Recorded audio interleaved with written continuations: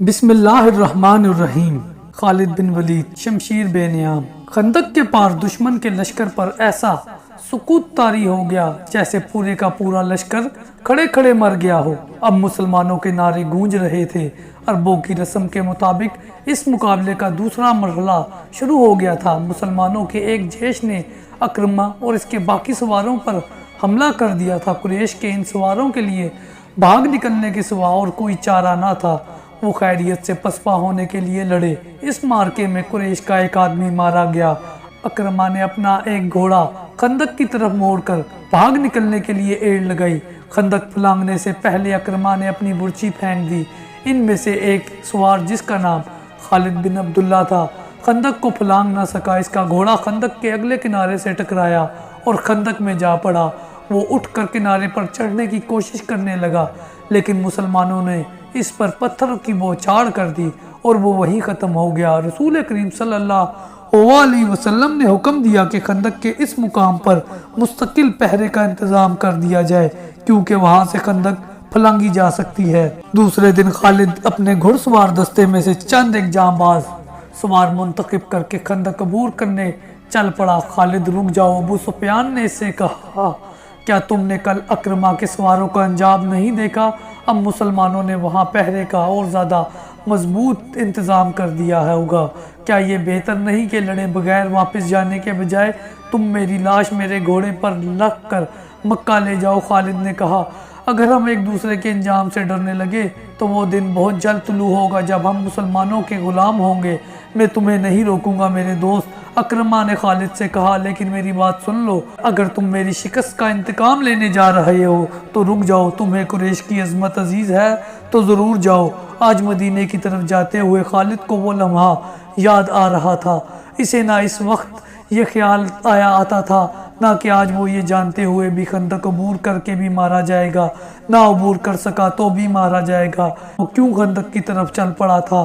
وہ مارچ کے ایک دن کا تیسرا پہر تھا۔ خالد چند ایک منتخب سواروں کے ساتھ خندق کی طرف بڑھا۔ اس نے خندق پھلانگنے کے لیے کچھ فاصلے سے اپنے گھوڑے کو ایڑ لگائی، مگر اس مقام کے پہرے پر جو مسلمان کہیں چھپے بیٹھے تھے انہوں نے تیروں کا مینا برسا دیا۔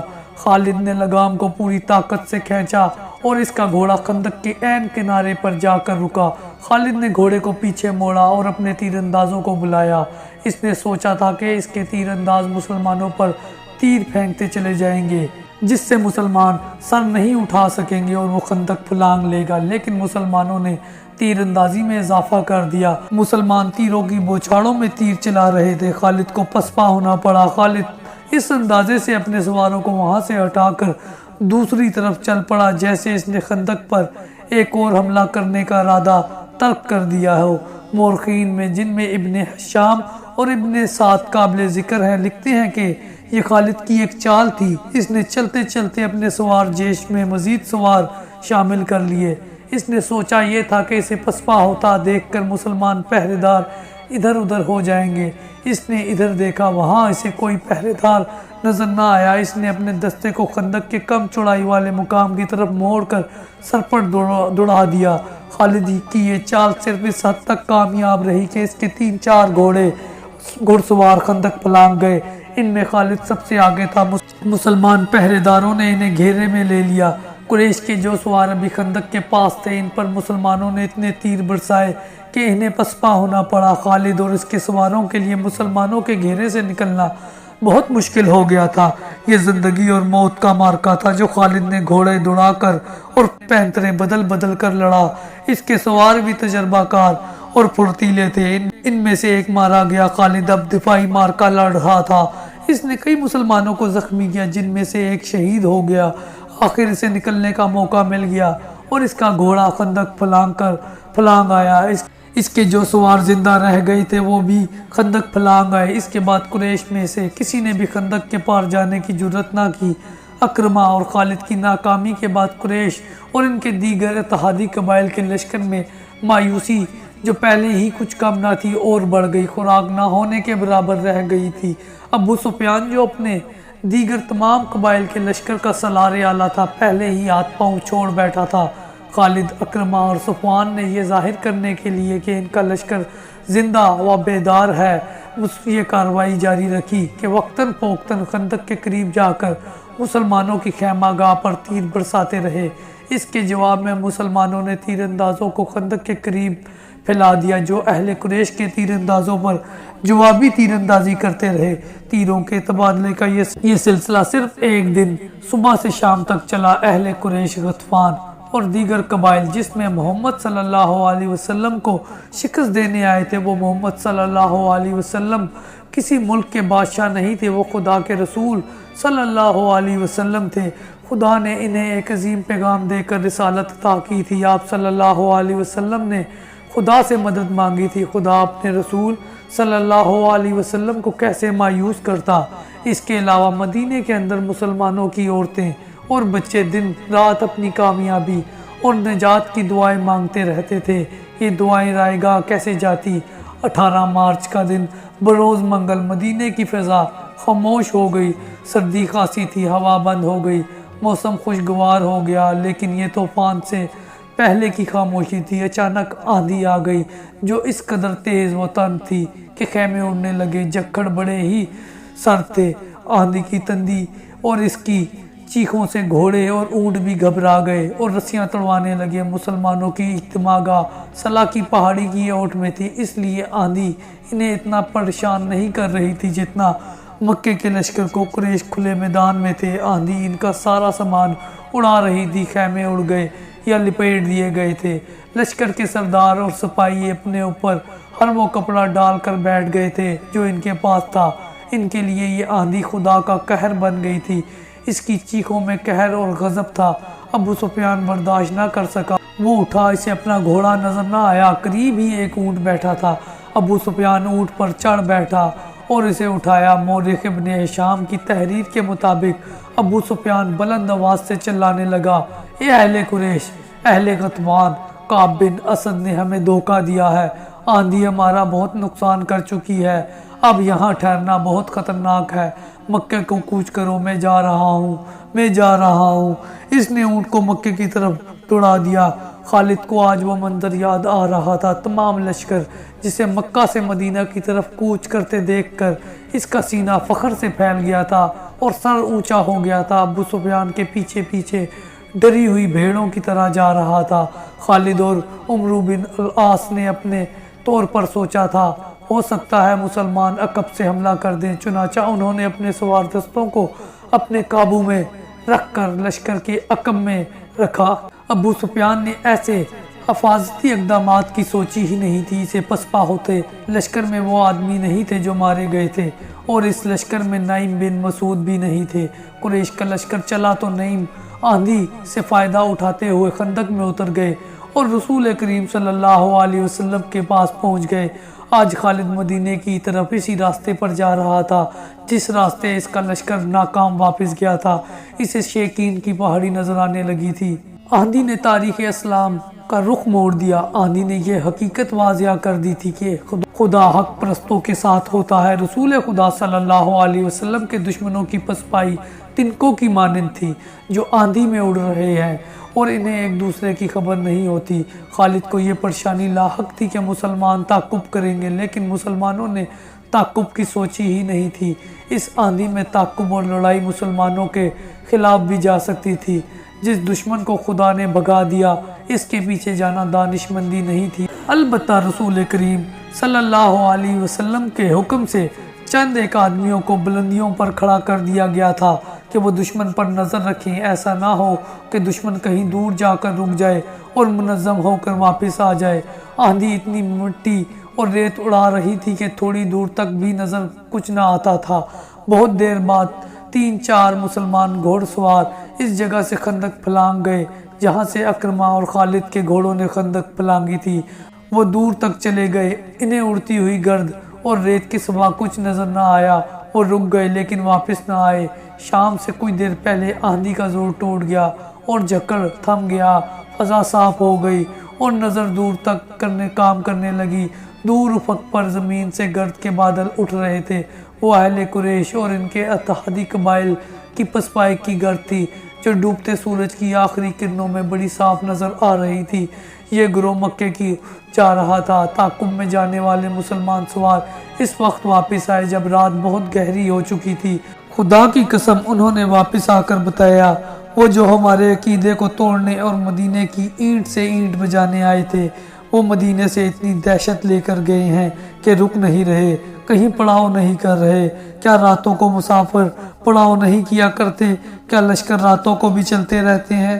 وہی چلتے رہتے ہیں جو منزل تک بہت جلد پہنچنا چاہتے ہیں۔ احادیث اور مورخوں کی تحریروں کے مطابق رسول کریم صلی اللہ علیہ وسلم کو جب یقین ہو گیا کہ دشمن گھبراہٹ کے عالم میں بھاگا ہے اور ایسا امکان ختم ہو چکا ہے کہ وہ منظم ہو کر واپس آ جائے گا، تب آپ صلی اللہ علیہ وسلم نے کمر سے تلوار کھولی، خنجر اتار کر رکھ دیا اور اللہ کا شکر ادا کر کر غسل کیا۔ اس رات کی کوکھ جس سے صبح نے جنم لیا وہ مدینے والوں کے لیے فتح و مسرت و شادمانی کی صبح تھی۔ ہر طرف اللہ اکبر اور خوشیوں کے نعرے تھے۔ سب سے زیادہ خوشی عورتیں اور بچے منا رہے تھے جنہیں چھوٹے چھوٹے قلعوں میں بند کر دیا گیا تھا۔ وہ خوشی سے چیختے چلاتے باہر نکلے۔ مدینے کی گلیوں میں مسلمان بہت مسرور ہو کر پھر رہے تھے۔ فتح کے اس جشن میں بنو قریظہ کے یہودی بھی شامل تھے۔ رسول کریم صلی اللہ علیہ وسلم نے انہیں امن و امان میں رہنے کے عوض کچھ مراعات دے رکھی تھی۔ ظاہری طور پر وہ مسلمانوں کو اپنا دوست کہتے اور دوستوں کی طرح رہتے تھے۔ اہل قریش کی پسپائی پر وہ مسلمانوں کی طرح خوشیاں منا رہے تھے، لیکن ان کا سردار کعب بن اسد اپنا قلعہ نما مکان میں بیٹھا تھا۔ اس کے پاس اپنے قبیلے کے 3 سرکردہ یہودی بیٹھے تھے اور اس وقت کی غیر معمولی طور پر حسین یہودن یوحوا بھی وہاں موجود تھی۔ وہ گزشتہ شام اہل قریش کی پسپائی کی خبر سن کر آئی تھی۔ کیا یہ اچھا نہیں ہوا کہ ہم نے مسلمانوں پر حملہ نہیں کیا؟ کعب بن اسد نے کہا، مجھے نعیم بن مسعود نے اچھا مشورہ دیا۔ اس نے کہا تھا کہ قریش سے معاہدے کی ضمانت کے طور پر چند آدمی یرغمال کے لیے مانگو۔ اس نے یہ بھی کہا تھا قریش اس سے دگنا لشکر لے آئے تو بھی خندق عبور نہیں کر سکتے۔ میں نے نعیم کا مشورہ اس لیے قبول کر لیا تھا کہ وہ اہل قریش میں سے ہے۔ وہ اہل قریش میں سے نہیں، ایک یہودی نے کہا، وہ محمد صلی اللہ علیہ وسلم کا پیروکاروں میں سے ہے۔ خدائے یہودا کی قسم تمہاری بات سچ نہیں ہو سکتی۔ کعب بن اسد نے کہا، وہ اہل قریش کے ساتھ آیا تھا مگر ان کے ساتھ گیا نہیں۔ اسی یہودی نے کہا، میں نے کل شام اسے مدینے میں مسلمانوں کے ساتھ دیکھا ہے۔ اس وقت تک اہل قریش کا لشکر مدینہ سے بہت دور جا چکا تھا۔ پھر تمہیں کس نے بتایا کہ وہ محمد صلی اللہ علیہ وسلم کے پیروکاروں میں سے ہے؟ کعب نے کہا، میں ایسی بات کو کیوں سچ مانوں جو تم نے کسی سے پوچھا ہی نہیں؟ میں نے اپنے ایک مسلمان دوست سے پوچھا تھا۔ یہودی نے کہا، میں نے نعیم کو دیکھ کر کہا تھا، مسلمان اب کیا قریش کے جنگی قیدیوں کو کھلا رکھتے ہیں؟ میرے دوست نے جواب دیا کہ نعیم کبھی کا اسلام قبول کر چکا ہے، اسے مدینے میں آنے کا موقع اب ملا ہے۔ پھر اس نے ہمیں مسلمانوں سے نہیں بلکہ مسلمانوں کو ہم سے بچایا ہے۔ کعب بن اسد نے کہا، اس نے جو کچھ بھی کیا وہ ہمارے لیے اچھا ثابت ہوا ہے۔ اگر ہم قریش کی بات مان لیتے تو مسلمان ہمارے دشمن ہو جاتے۔ ایک اور یہودی نے کہا، تم یہی کہنا چاہتے ہو نا کعب، مسلمان پھر بھی ہمارے دشمن ہیں۔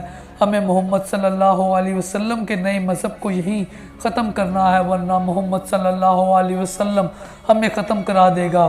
کیا تم نہیں دیکھ رہے کہ یہ مذہب جسے یہ لوگ اسلام کہتے ہیں کتنی تیزی سے مقبول ہوتا جا رہا ہے؟ تیسرے یہودی نے جو معمر تھا کہا، ہمیں اس کے آگے بند باندھنا ہے، اسے روکنا ہے، لیکن کیسے؟ کعب بن اسد نے پوچھا۔ قتل؟ بوڑھے یہودی نے کہا، محمد صلی اللہ علیہ وسلم کا قتل ایسی جرت کون کرے گا؟ کعب بن اسد نے کہا، تم کہو گے کہ وہ ایک یہودی ہوگا؟ اگر وہ محمد صلی اللہ علیہ وسلم کے قتل میں ناکام ہو گیا تو بنو قینقاع اور بنو نذیر کا انجام دیکھ لو۔ مسلمانوں نے انہیں جس طرح قتل کیا ہے اور ان میں سے زندہ بچے رہنے والے جس طرح دور دراز کے ملکوں کو بھاگ گئے ہیں وہ نہ بھولو۔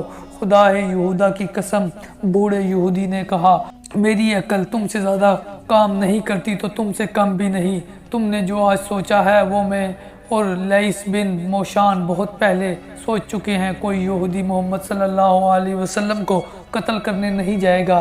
پھر وہ کون ہوگا؟ وہ قبیلہ قریش کا ایک آدمی ہوگا۔ بوڑھے یہودی نے کہا، لیس بن موشان نے اسے تیار کر لیا ہے۔ میرا خیال ہے کہ اب وقت آ گیا ہے کہ یہ کام کر دیا جائے۔ اگر تم لوگ بھول نہیں گئے کہ میں بنو قریظہ کا سردار ہوں تو میں اس کام کی اجازت کیسے دے سکتا ہوں جو مجھے معلوم ہی نہ ہو کہ کیسے کیا جائے گا؟ کعب بن اسد نے کہا، اور مجھے کون بتائے گا کہ اس آدمی کو اتنے خطرناک کام کے لیے کیسے تیار کیا گیا ہے؟ کیا اسے ابو سفیان نے تیار کیا ہے؟ خالد بن ولید نے تیار کیا ہے؟ سنو کعب، بوڑھے یہودی نے کہا، اور یہودی حسینہ یوحوا کی طرف دیکھا۔ میں یہ بات لیث بن موشان کی موجودگی میں سناؤں تو کیا اچھا نہ ہوگا؟ یوحوا نے کہا، اس بات میں اس بزرگ کا عمل دخل زیادہ ہے، ہم اس بوڑھے جادوگر کو کہاں سے بلائیں؟ کعب بن اسد نے کہا، ہم تم پر اعتبار کرتے ہیں، وہ یہی ہے۔ بوڑھے یہودی نے کہا، ہم اسے ساتھ لائے ہیں، اور ہم اسے بھی ساتھ لائے ہیں جو محمد صلی اللہ علیہ وسلم کو قتل کرے گا۔ اب ہم انتظار نہیں کر سکتے۔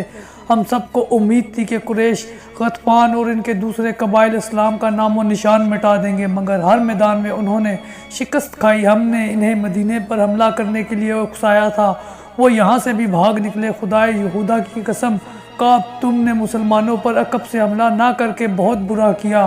میں اس کی وجہ بتا چکا ہوں۔ کعب بن اسد نے کہا، وجہ صحیح تھی یا غلط؟ بوڑھے یہودی نے کہا، وقت ہاتھ سے نکل گیا ہے، اب ہم قریش کی فتح کا انتظار نہیں کر سکتے۔ اس نے یوحوا سے کہا، لیث بن موشان کو بلاؤ، دوسروں کو ابھی باہر رکھو۔ یوحوا کمرے سے نکل گئی، واپس آئی تو اس کے ساتھ لیث بن موشان تھا۔ وہ ایک بوڑھا یہودی تھا جس کی عمر 70 اور 80 برس کے درمیان تھی۔ اس کے سر اور داڑھی کے بال دودھ کی طرح سفید ہو چکے تھے، داڑھی بہت لمبی تھی۔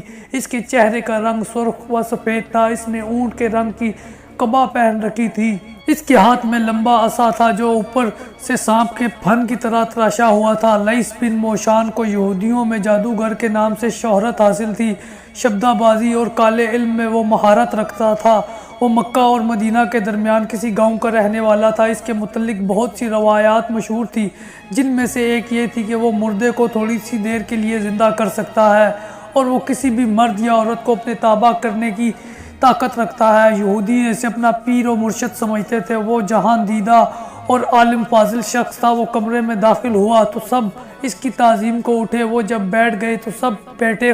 خاندان موشان کی عظمت سے کون واقف نہیں؟ کعب بن اسد نے کہا، خدائے یہودا کی قسم، ہم میں سے کوئی بھی آپ کو یہاں بلانے کی جرت نہیں کر سکتا تھا۔ یوحوا شاید آپ کو لے آئی، میں پیغمبر نہیں۔ کعب بن اسد، لیث بن موشان نے کہا، میں یہ خوبصورت الفاظ سننے کا عادی نہیں، اور تعظیم و احترام کا وقت بھی نہیں۔ کوئی نہ بلاتا تو بھی مجھے آنا تھا۔ تم لوگ اپنے فرض کی ادائیگی میں بہت وقت ضائع کر چکے ہو۔ تم سے یہ لڑکی اچھی ہے جس نے وہ کام کر لیا جو تمہیں کرنا چاہیے تھا۔ معزز موشان، کعب بن اسد نے کہا، ہم نے ابھی اس انتہائی اقدام کی سوچی نہیں تھی۔ اگر ہم محمد صلی اللہ علیہ وسلم کے قتل جیسا خوفناک ارادہ کرتے تو بھی یوحوا کو استعمال نہ کرتے۔ ہم اتنی خوبصورت اور جوان لڑکی کو استعمال نہیں کر سکتے۔ کیوں نہیں کر سکتے؟ لیث بن موشان نے کہا، کیا تم فراموش کر بیٹھے ہو کہ ساری دنیا پر خدائے یہودا کی حاکمیت ہوگی؟ داؤد کے ستارے کی قسم، بنی نوح انسان پر بنی اسرائیل کی حاکمیت قائم کرنے کے لیے ہم سب کو قربانیاں دینی پڑیں گی۔ ہمیں انسانوں کی فطری کمزوریوں کو اپنے ہاتھ میں لینا ہے۔ کیا تم نہیں جانتے کہ مرد کیا چاہتا ہے؟ اعلیٰ نسل کے 20 گھوڑے اور 20 غلام یوحوا کے ساتھ کھڑے کر دو۔ کسی سے بھی کہو کہ اسے جو پسند ہے وہ لے جائے۔ داؤد کے ستارے کی قسم، وہ آدمی 20 گھوڑے اور 20 غلام چھوڑ دے گا اور یوحوا کو لے جائے گا۔ اس محفل پر خاموشی طاری رہی۔ میں دیکھ رہا ہوں کہ تم میری بات نہیں سمجھ سکے۔ لیث بن موشان نے کہا، تمہارے دماغوں میں اپنی بیٹیوں کی عصمت سمائی ہوئی ہے۔ میری بات غور سے سنو۔ عصمت کا شرم و حیا کے ساتھ کوئی تعلق نہیں۔ یہ ایک ہتھیار ہے جو ہمیں اپنے دشمنوں کو بیکار کرنے کے لیے استعمال کرنا ہے۔ بدی کیا ہے، نیکی کیا ہے، میں جانتا ہوں۔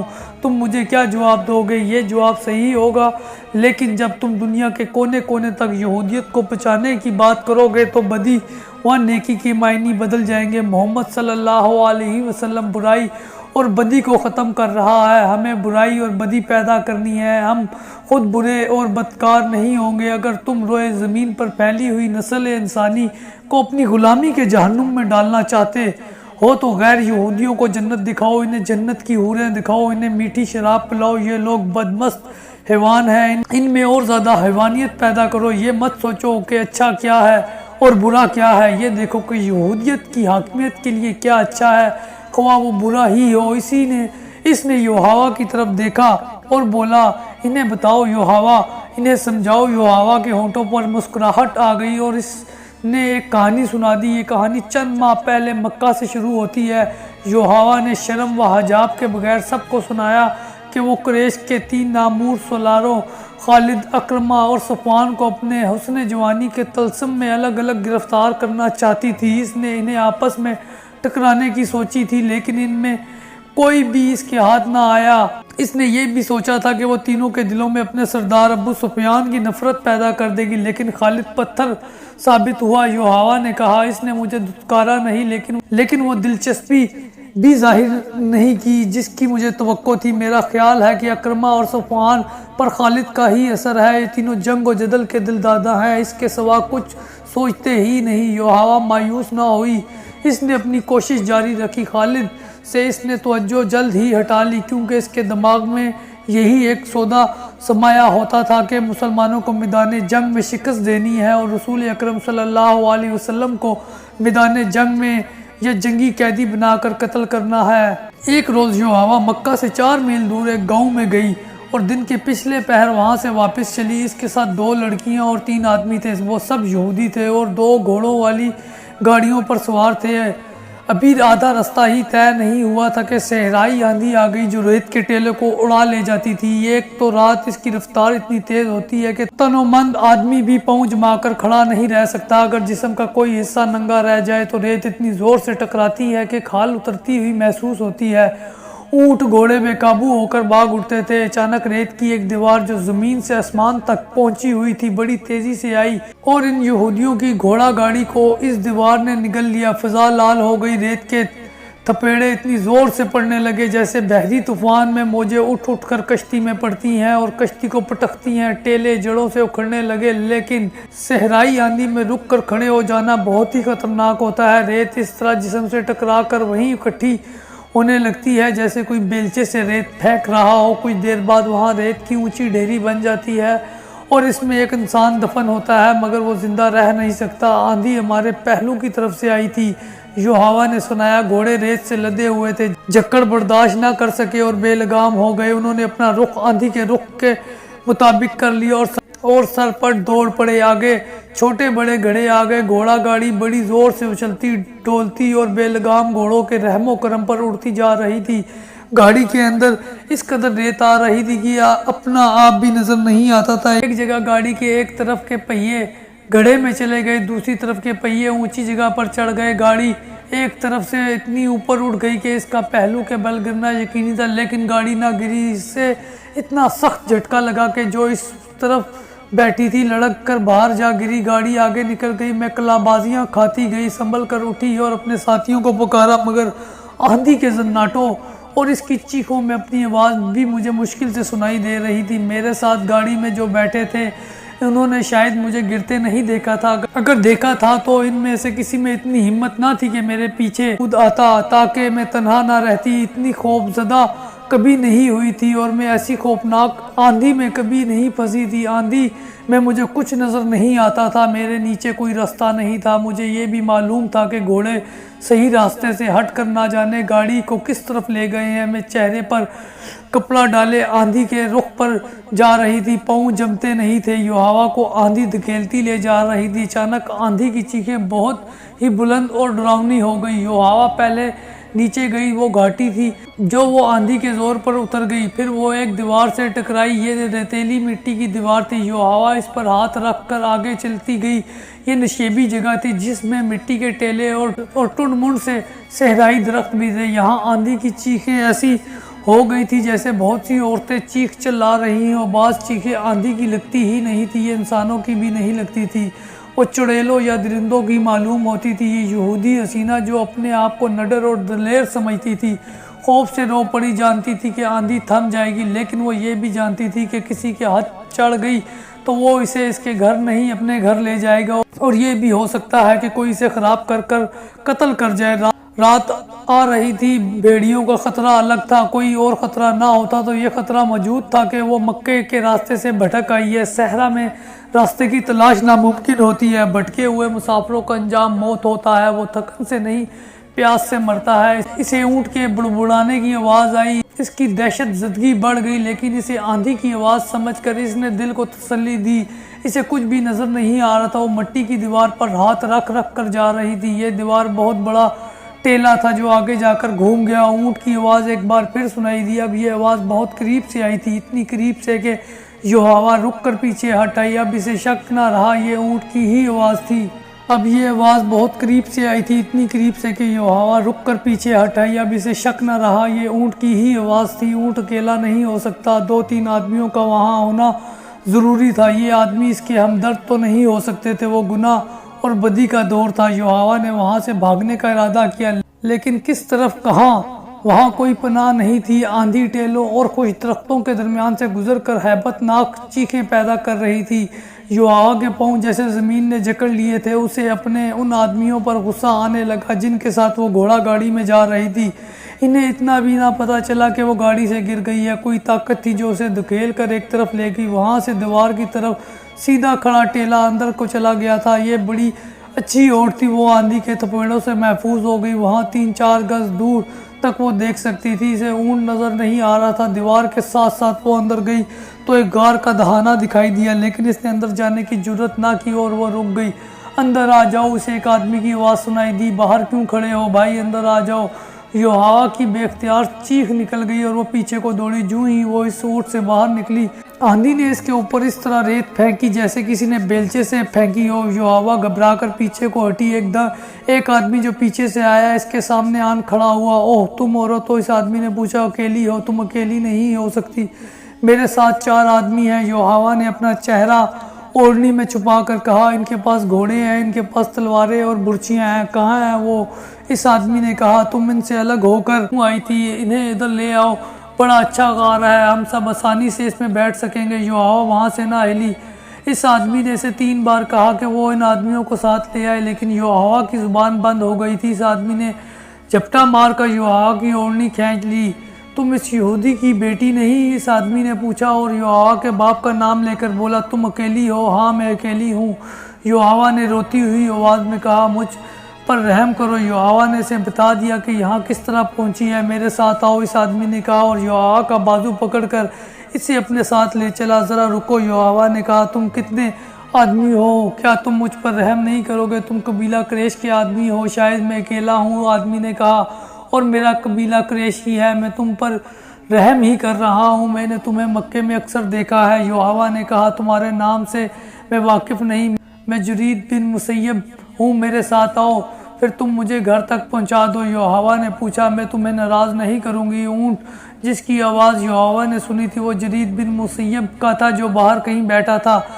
جریر یوحوا کو غار میں لے گیا۔ جریر دراز قد، گٹھے ہوئے جسم اور دلکش چہرے والا جوان آدمی تھا۔ اس نے غار میں لے جا کر یوحوا کو پانی پلایا اور ایک تھیلی اس کے آگے رکھ دی جس میں کھجوریں تھیں۔ خاموشی سے بیٹھی رہو، جرید نے کہا، آندھی کا زور ٹوٹ رہا ہے، میں تمہیں گھر پہنچا دوں گا۔ ذرا خاموش رہ کر اس نے یوحوا سے پوچھا، تم نے یہ کیوں کہا کہ میں تمہیں ناراض نہیں کروں گی؟ تم مجھے گھر پہنچانے کا معاوضہ لوگے؟ یوحوا نے کہا، میں اور کیا معاوضہ دے سکتی ہوں، میں کوئی معاوضہ نہیں لوں گا۔ جرید نے کہا، میں ان میں سے نہیں ہوں، اگر میں نے تمہیں کسی سے لڑ کر چھینا ہوتا تو تم میرا انعام ہوتی، مگر تم نے مجھ سے رحم مانگا ہے، رحم کرنے کا معاوضہ کون لیتا ہے؟ یوحوا اس کے منہ کی طرف دیکھتی رہی۔ جرید لیٹ گیا۔ یوحوا اس کے ساتھ کچھ باتیں کی، تھوڑی دیر بعد اسے یقین ہو گیا کہ جرید کی نیت میں خرابی نہیں ہے، وہ تو اس کے ساتھ کھل کر بات بھی نہیں کرتا۔ یوحوا پریشان ہو گئی۔ جرید، یوحوا نے پوچھا، کیا میں خوبصورت نہیں؟ کیا تم مجھے پسند نہیں کرتے؟ جرید نے کہکا لگایا مگر بولا کچھ بھی نہیں۔ تم کیوں ہنسے ہو؟ یوحوا نے پوچھا۔ میں تمہاری ہنسی سے ڈر گئی ہوں، خدا کی قسم تم بہت خوبصورت ہو۔ جرید نے کہا، تم میری پسند کی لڑکی ہو، لیکن جس طرح اور جس جگہ تم مجھے ملی ہو یہ مجھے پسند نہیں۔ میری مردانگی کو مت للکارو، تمہارا جسم مجھے بہت اچھا لگتا ہے، لیکن میرا دیوتا مجھ پر لعنت بھیجیں گے۔ میں نے مصیبت میں پھنسی ہوئی لڑکی کا ہاتھ پکڑا اور اس کے جسم کو اپنا انعام سمجھ لیا۔ جرید پھر خاموش ہو گیا۔ یوحوا کے دل سے خوف نکلتا چلا گیا اور جرید اسے بڑا ہی خوبصورت نظر آنے لگا۔ میں نے جرید کو مکے میں کئی بار دیکھا تھا۔ یوحوا نے کعب بن اسد کے گھر میں سب کو یہ کہانی سناتے ہوئے کہا، لیکن میں نے کبھی اس کی طرف کوئی توجہ نہیں دی تھی۔ اپنے قبیلے میں اسے کوئی رتبہ یا اونچی حیثیت حاصل نہیں تھی، مگر اس روزگار میں اس کے پاس تنہا اور بے بس بیٹھ کر مجھے محسوس ہونے لگا یہ تو اونچی حیثیت والے لوگوں سے بھی اونچا ہے۔ آندھی کا زور ٹوٹا تو سورج ڈوب رہا تھا۔ اس نے مجھے کہا، آؤ چلیں۔ میں اس کے پیچھے پیچھے غار سے نکلی۔ کچھ دور اس کا اونٹ ٹیلے کے ساتھ لگا بیٹھا تھا۔ وہ اونٹ پر بیٹھا اور مجھے اپنے پیچھے بٹھا لیا۔ اس کے اشارے پر اونٹ اٹھا اور چل پڑا۔ گرد و غبار صاف ہو گیا تھا۔ میں نے وہ جگہ دیکھی، وہ بڑی ہی ڈراؤنی جگہ تھی۔ میں نے اس جگہ کے متعلق کچھ پراسرار باتیں سنی تھی، آندھی میں تو نہ دیکھ سکی تھی یہ کون سی جگہ ہے۔ آندھی کے بعد دیکھا تو میرے رونگٹے کھڑے ہو گئے۔ بعض ٹیلے انسانوں کی طرح تھے، ان کا رنگ بھی ڈراؤنا تھا۔ میں شتر سواری جانتی ہوں، اونٹ کو دوڑا سکتی ہوں، لیکن اس شام جرید کے پیچھے اونٹ پر بیٹھے ہوئے میں ڈرنے لگی کہ میں گر پڑوں گی۔ میں نے جرید کی کمر میں بازو ڈال کر اسے مضبوطی سے پکڑ لیا۔ مجھے یہ احساس بیدار ہو گیا کہ میں بڑی ہی کمزور لڑکی ہوں اور جرید میرا محافظ ہے۔ آپ کو یہ تو معلوم ہے کہ میں اپنے مذہب کے لیے کیا کر رہی ہوں، لیکن آپ کو یہ معلوم نہیں ہوگا کہ اس راستے پر مجھے میرے باپ نے ڈالا ہے۔ یوحوا نے انہیں بتایا کہ جب اہل قریش بدر میں مسلمانوں کے ہاتھوں شکست کھا کر آئے تو ان کی عورتوں نے بازو لہرا کر بین کیے تھے۔ یوحوا کا باپ کٹر یہودی تھا۔ قریش کی شکست پر اس کے آنسو نکل آئے۔ اس نے کہا تھا کہ قریش کے 1000 جنگجو اگر محمد صلی اللہ علیہ وسلم کے 313 آدمیوں سے شکست کھا آئے ہیں تو اس سے یہی ظاہر ہوتا ہے کہ محمد صلی اللہ علیہ وسلم کوئی جادو لے کر آیا ہے۔